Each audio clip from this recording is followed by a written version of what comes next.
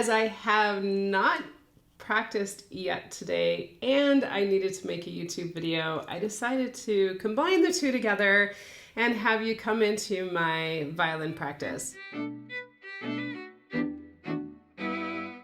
violinist Heather Kaye. I work with dedicated adult violinists online who desire to develop impeccable technique and to play with gorgeous tone. As I said, I'm taking you right behind the scenes of my violin practice today. I obviously have my violin tuned up already. I'm tuned up to a 441A. And a couple of other things that I do before starting is I just kind of gently clean the strings a little bit. I do this after I finish playing, but the next day as well. I just want to make sure that I'm starting from a nice, clean, fresh plate. So just kind of gently clean the strings. And I rosin my bow. It's not that I rosin my bow every day, but I'll rosin my bow today.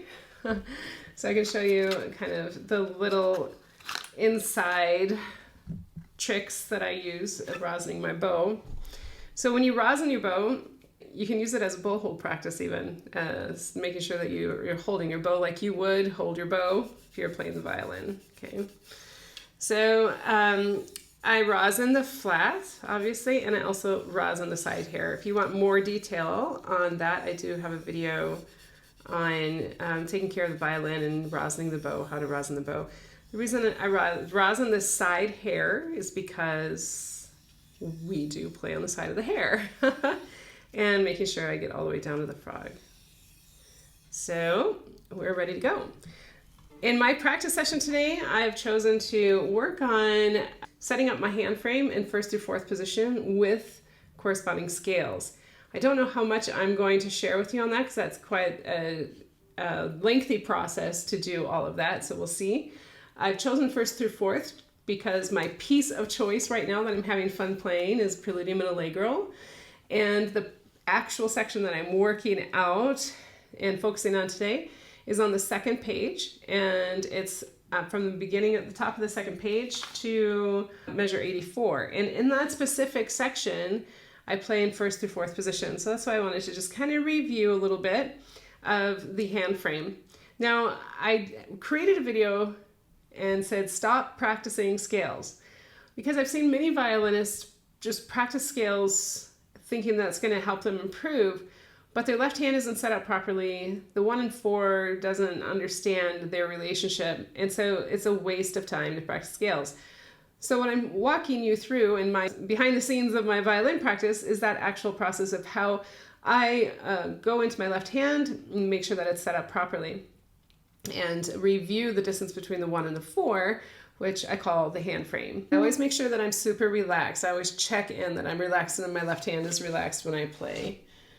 Because if the left hand is not relaxed, it's not going to do us any good to practice with tension. I start with the fourth finger to make sure the hand is set up, the fourth finger's in tune, and then I find the 1 from the 4.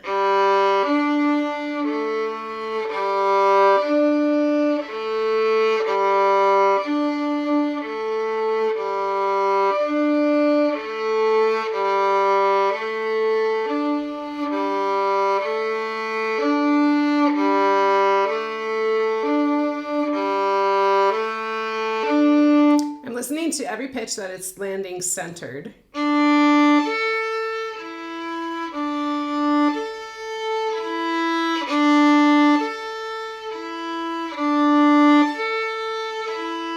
what I mean by landing centered is that it's centered on the pitch at the very start of the pitch.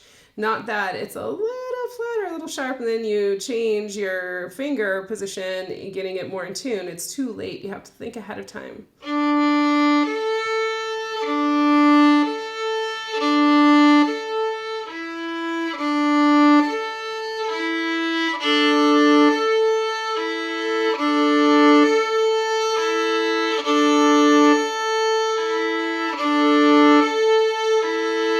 I love to use drones to hear the intervals and that it's super in tune.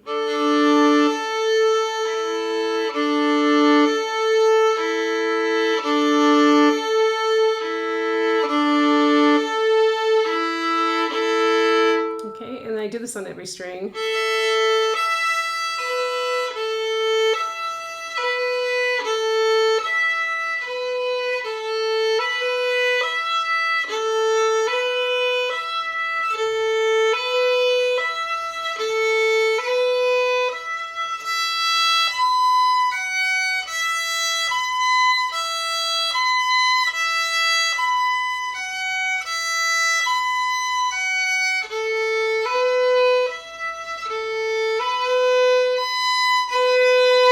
Check my octaves. Okay, and then since I'm in first position here, I'm going to go ahead and do a scale. I'm playing the Preludium and Allegro today. That's my piece of choice. So I'm going to do an E minor scale in first position. Now, how I love to practice scales, it's a little slightly out of the ordinary because when we practice scales, we typically start on the root of the scale. But I want to practice every note possible in first position in the key of E minor.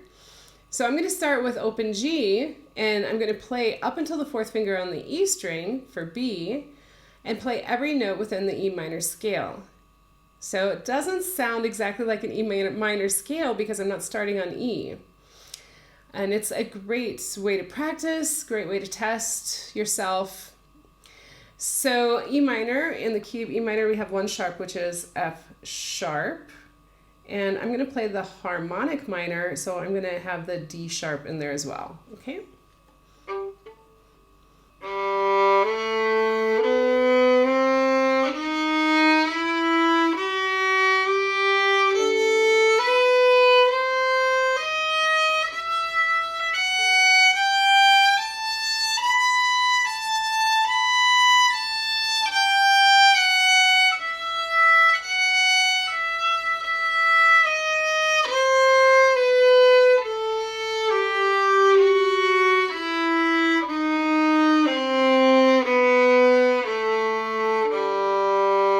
So you hear it doesn't sound exactly like a scale. So it's a good test on your ears, and on your knowledge of the notes within that position. So I listened to every pitch. If I heard something out of tune, I repeated it to make sure that I was getting the relationship between the finger distances correct. And then I also repeated the string crossing from the E to the A to make that as the E string to the A string, right? To make that as smooth as possible. So I'm going to go ahead and do that again.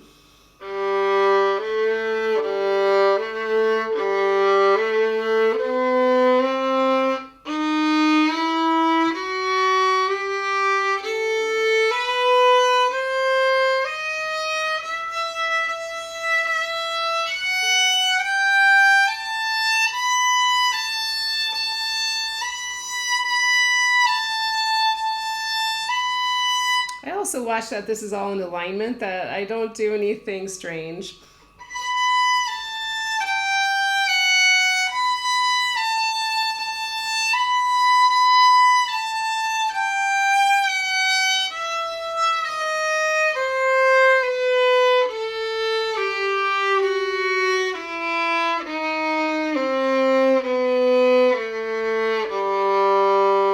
Now I'll go ahead and do an E minor arpeggio.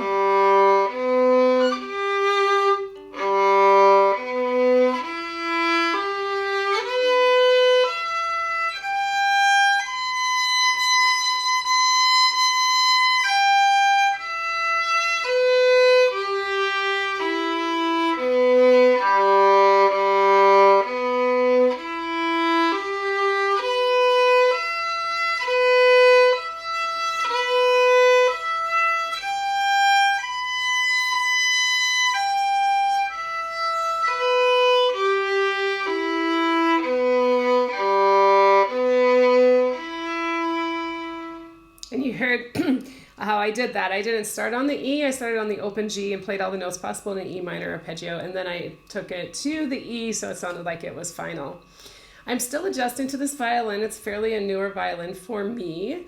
I've been playing on it for a couple years now, and it's slightly shorter, and the string crossings are slightly more closer together than the violin that I played on previously, which I played on since roughly 2001 maybe, so 22 years I played on another violin that's a little bit bigger.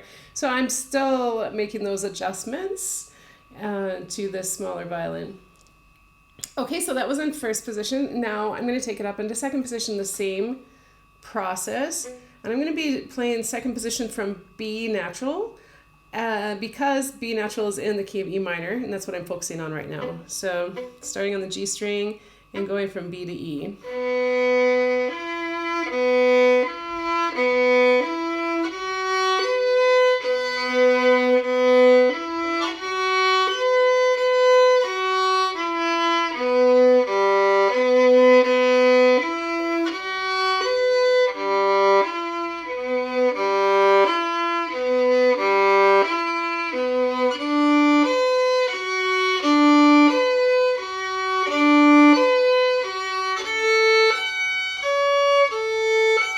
And in this case, since I'm playing in the key of E, focusing on the key of E, I'm going to bring this back to a C natural, so it's going to be an augmented fourth.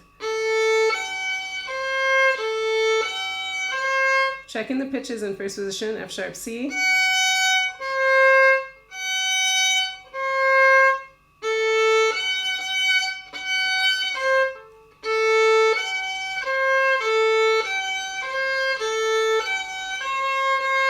Okay, and even though I'm thinking about the left hand for all of this, if I hear anything not right with my bow or the tone is not as I'd like, then I go immediately into the right side and figure out what's going on and what happened, and then repeat it again.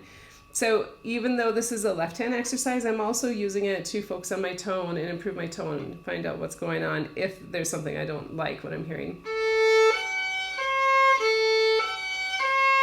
We'll take it to the E string, and in the key of E minor, we'll just do the 1 to 4, and that's going to be G to C.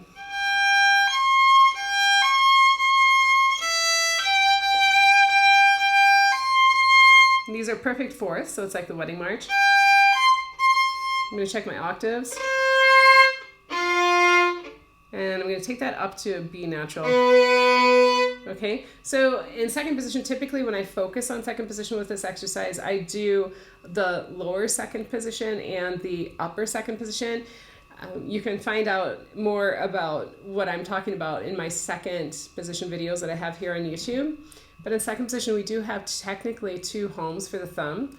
So instead of playing all of the lower second position, I just played what was in the key signature of E, just to keep this a little bit of a shorter video.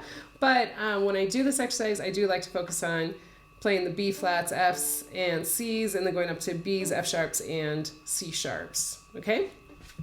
So I'm gonna go ahead and do a scale in second position within the key of E minor and starting on B, my first finger in second position.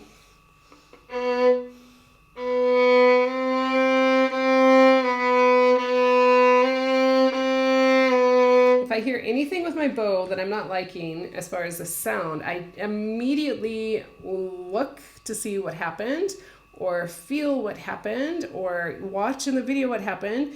Your bow will tell you if the sound is not sounding good. It just go right in there and figure out what's going on.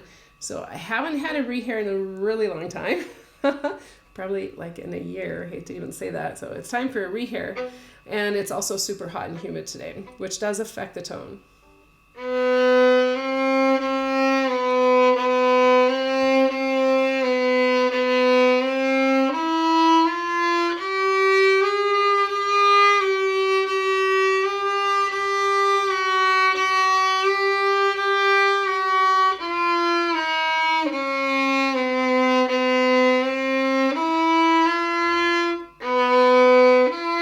So I'm going to play the 1 to the 4, the B, E, perfect fourth, and then play that D sharp. And I check that the E, the fourth finger, doesn't get kicked up too sharp because of the D sharp before it, the high 3. And I always make sure that my third finger is coming in on the inside corner to help make that really snug half step nice and snug, and that it's not kicking the fourth finger up higher.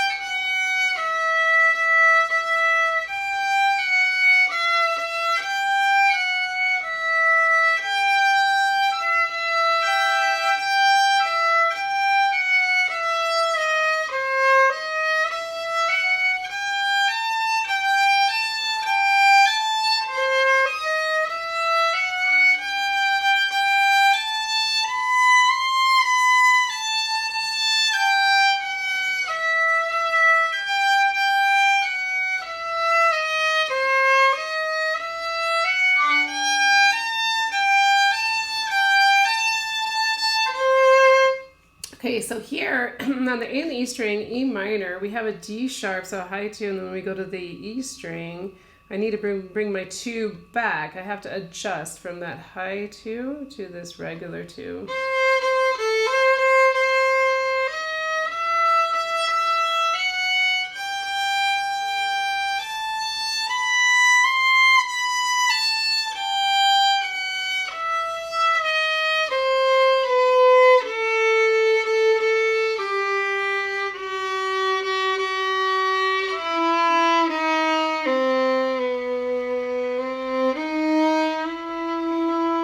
So you can take it up to the E, so it sounds final if you're practicing this type of method of scales, taking it to that root. So yeah, second position poses some tricky challenges for E minor. For the sake of the video, I'm going to go ahead and go into third position. If it was just me practicing without making a video, I'd spend a little bit more time in second position there. So same process, third position, checking the hand frame, the distance relationship between the 1 and the 4.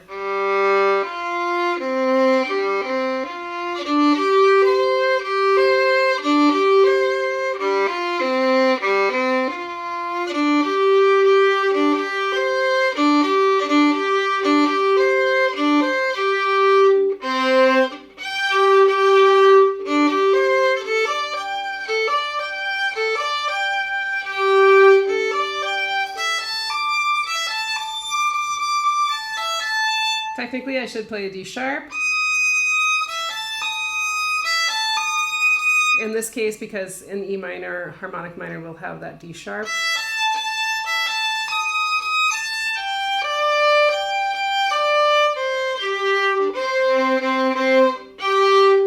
So then this octave would be a D sharp octave. Okay, so then I'll move into the scale, E minor in third position.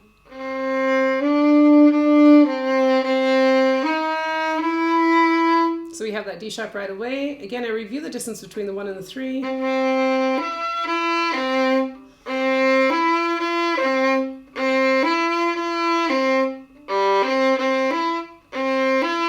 And then I bring the 2 behind that 3.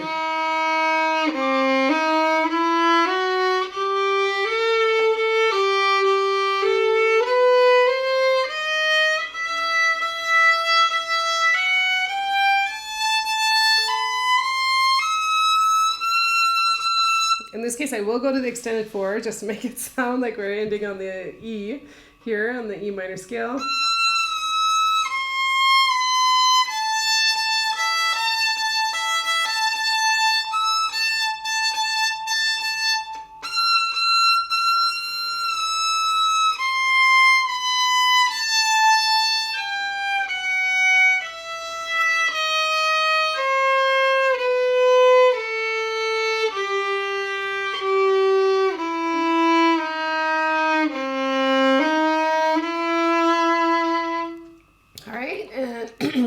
ahead and go into fourth position.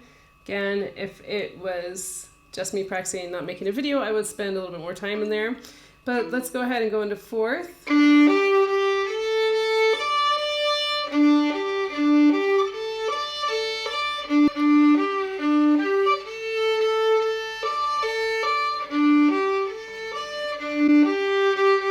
Just listen to that G is really in tune.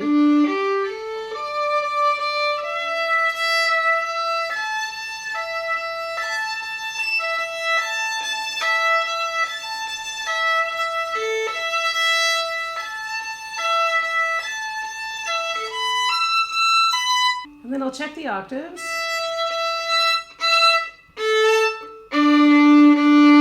Okay, so now I should technically be playing a D sharp octave since I'm thinking of E minor. So that's where we'll start. We'll start here on this D sharp. Listening to the G, it doesn't get kicked up sharp.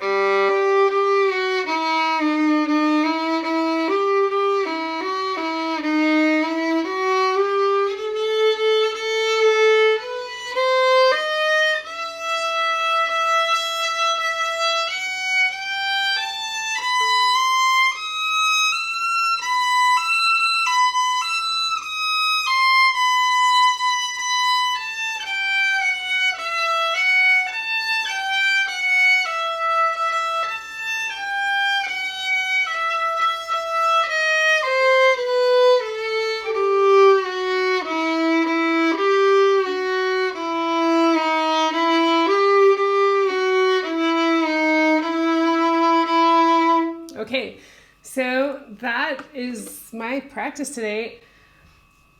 And I'm ready to go ahead and go into Preludium and Allegro. I can play for you, which I'll play for you at a slower tempo, just to see where it's at from where I ended up yesterday.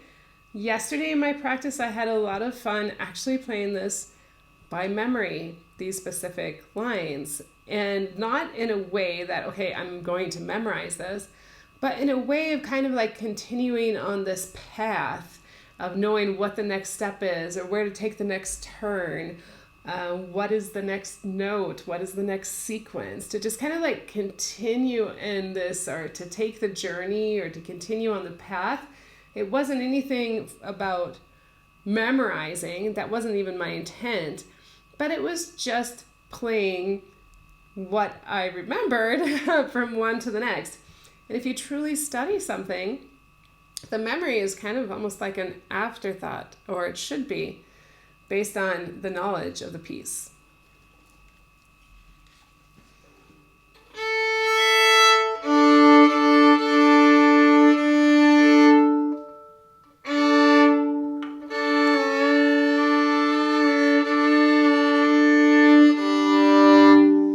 I do check my tuning from one thing to the next to make sure that I'm in tune. My strings are in tune. My D was a little flat. Because if you just practice without checking your tuning, you may be playing out of tune because your strings are out of tune, and then that's just a waste of time. So here at the beginning, we have that 1/4. So it's good to practice your hand frame. The whole reason why we practice the hand frame and the scales and these things is because we're actually practicing to play these pieces.